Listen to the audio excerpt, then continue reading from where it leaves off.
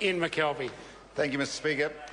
To the Minister for Economic Development, what announcement has the government made to further help New Zealand's exporters succeed internationally?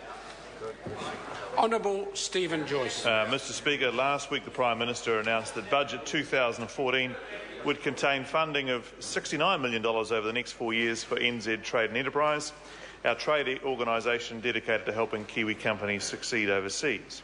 The funding, which comprises $55 million in new money and $14 million of reprioritised funds, will mean a boost in NZTE's presence around the world. They will add 7 new positions in Greater China.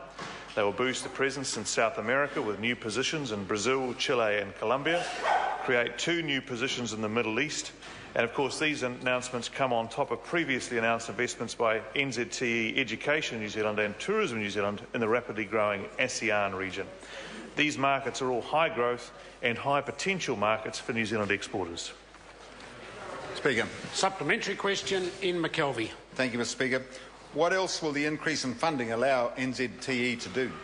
Honourable Stephen Joyce. Mr Speaker, the funding increase will also enable NZTE to deal in a more intensive way with more companies. NZTE currently works with around 3,500 companies and focuses intensively on around 500 of those. There are an increasing number of growing firms wanting a higher level of service as they seek to break into or expand in international markets.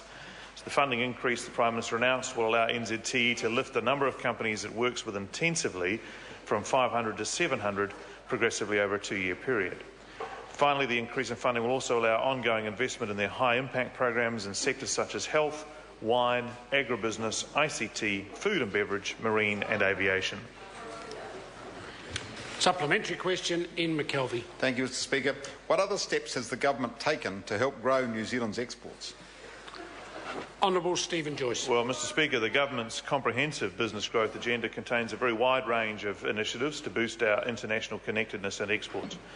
For example, in the last year we've signed an economic partnership agreement with Chinese Taipei, launched the New Zealand Story for New Zealand exporters and made significant policy and legislative reforms to grow New Zealand's $2.6 billion international education sector.